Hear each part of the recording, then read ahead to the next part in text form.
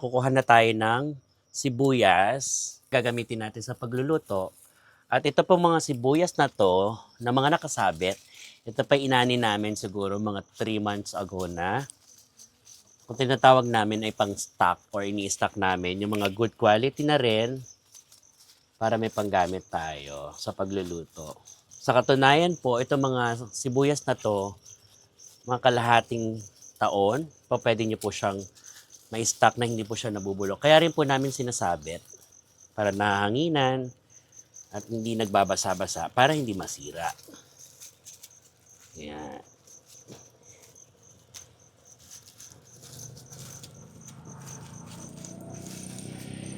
Sibuyas. Siyempre, samahan na rin natin ang ating bawang. Tagalog bawang na mas malasa sa pagluluto.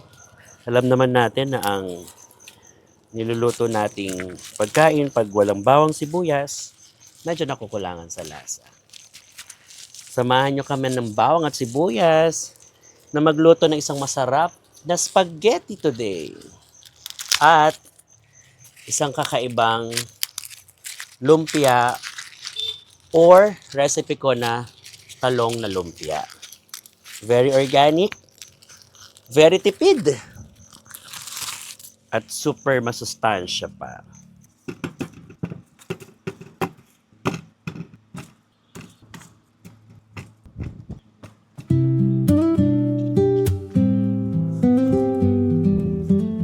Simulan na natin ang paggagayak ng mga gagamitin natin sa pagluluto ng ating special na spaghetti na kung saan ang gagamitin natin ay purong kamatis para sa kanyang sauce, purong kamatis na titimplahan lang natin, at syempre ang kakaibang lumpia na lumpiang talong. Purong talong, lalagyan lang din ng konting lasa na hindi na natin pinili, pinitas na lang natin, wala na tayong ginastos.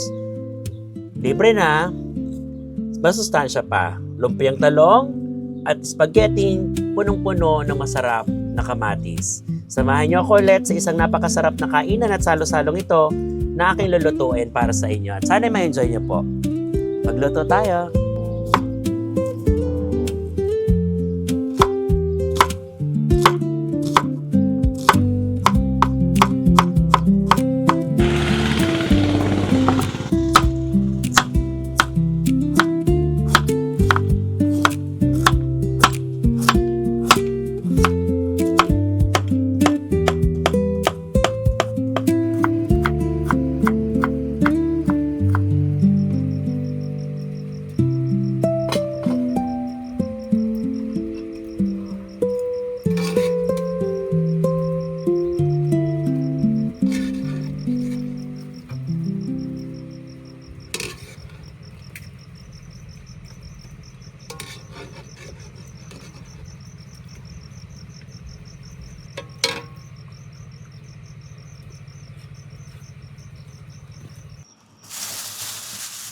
Binigyan kami ng kula ng mga pisa namin. Nanguha kami sa bukid. Ay, Ito, wow! dadalhin ko na rito sa aming kubo. Yay! Ito yung sa anak ko, bibigay ko na sa kanya. Para may pangluwas sa Manila. Sarap naman ito. Lalagyan ng itlog, ang palaya, upo, at saka Kalabasa. kalabasa. Oh, ang sarap nito. Sariwa. May maiulam na tayo. Ako naman ay magluluto ng spaghetti para sa ating merienda. Spaghetti at saka lumpiang talong. Yan. Masarap na spaghetti at saka lumpiang talong. Maraming gulay doon? Maraming, Mm, maraming gulay doon. yan. Pinahingi ng mga kamag-anak natin. Bait naman nila. Mababait sila talaga. Mm-mm. Okay. Oy, tayo. Wala tayo. Ihaw na rin natin yung talong para sa ating Meron lumpiang Shanghai. ay inibig din kita pagdating ng Webis ay naghintay ka rin para Biyernes ay ano pa ba? Nang babae ka na. Sumakit ang loob ko. Oh. Sinaksak ko kayo. Di naman pala Pero- totoo. Pero hindi pwede sa akin yun. Sabado. Sabado, ano pa ba? Nakalimutan na.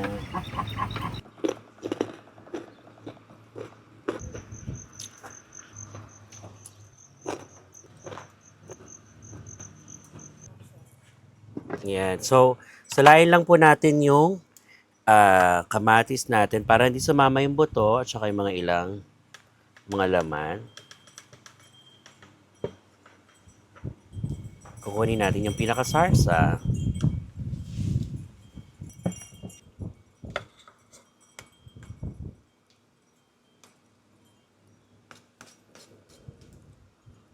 Pag nakuha na natin yung sarsa, yun ay igigisa natin sa ating sauce ng ating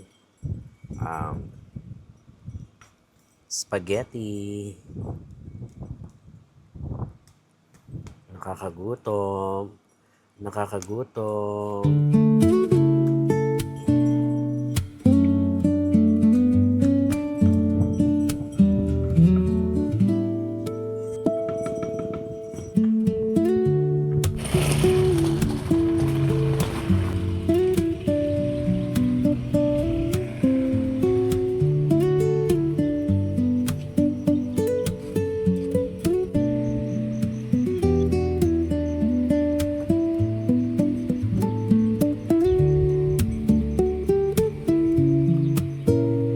Ito yung gagawin na namin lumpiang talong na parang Shanghai ito. Yan na. Lumpiang talong. Harap.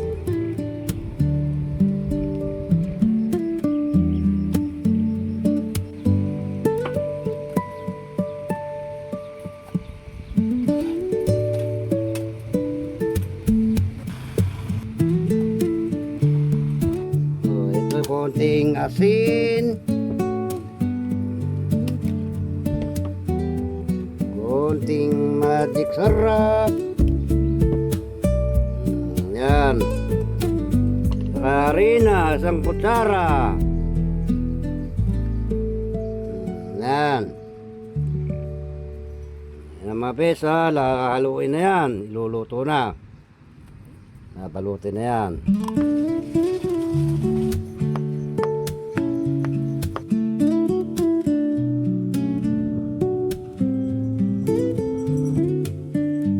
Simulan na natin ang pagpipirito ng napakasustansya na hindi mahal na lumpiang talong. Kaya kung kayo pwedeng magtanim kayo sa bahay niyo ng talong, pwede niyo rin siyang gawing lumpia na konti lang ang gagastusin niyo pero makakain kayo ng napakasustansyang gulay na napakasarap na recipe.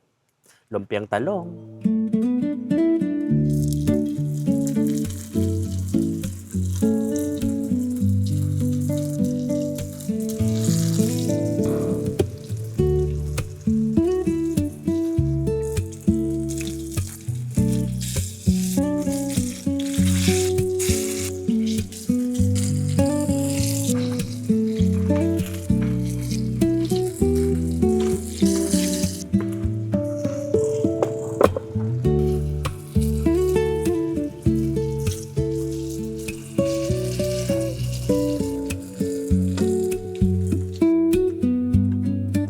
Ngayon naman lulutuin na natin ang sauce ng spaghetti.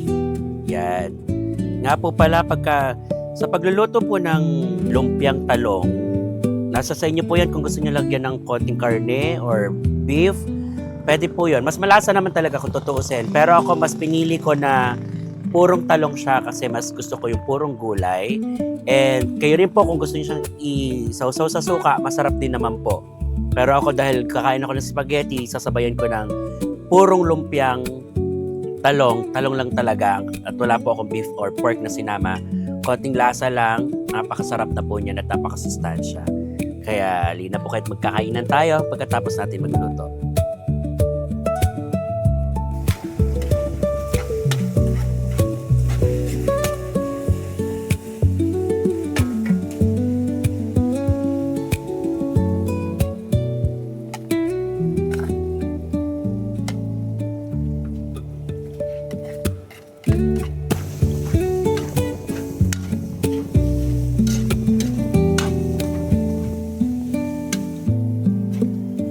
Alalay lang po sa paglalagay ng paminta at saka ng mga seasonings para na rin po sa mga bata nakakakain kung sakali.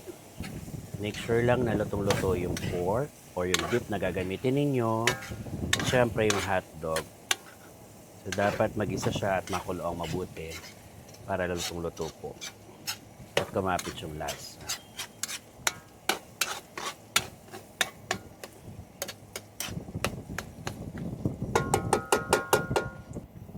At ilalagay na po natin ang ating purong-purong kamatis para sa kanyang pinaka-sarsa or sauce. Sarap po nito dahil napakasustansya po ng kamatis at maraming bitamina makukuha na dapat ay malaman ng mga kabataan, ng mga bata kung gaano rin siya kasustansya. At ka-healthy po talaga naman din.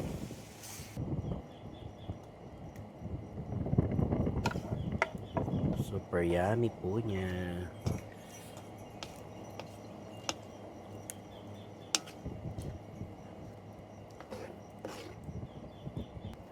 Nga po pala, gagamit lang tayo ng konting cornstarch, pampalapot po nung pinaka-sauce natin para lang lumapot. Kahit konting-konti lang po. Choice nyo naman kung hindi, pero ako lalagyan ko lang siya para lumapot lang po yung pinaka-sauce natin. Para sobrang napakasarap nung ating sauce. Medyo malapot ng konti. Yan. Pagkatapos, lagyan na rin natin ng cheese na talaga namang magpapasarap din sa kanyang lasa. Cheese. Cheese. Yan. O, kompleto na at matatapos na nating lutuin. At makakakain na tayo ng isang napakasarap na kombinasyon ng merienda ng spaghetti na may purong kamatis na sauce at syempre ang ating purong talong na lumpia. Kain tayo dyan later mga bes!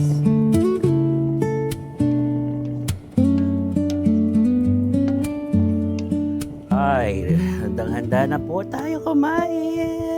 Sobrang sarap nito. Ang bango ng kamatis. Sobra. Yeah.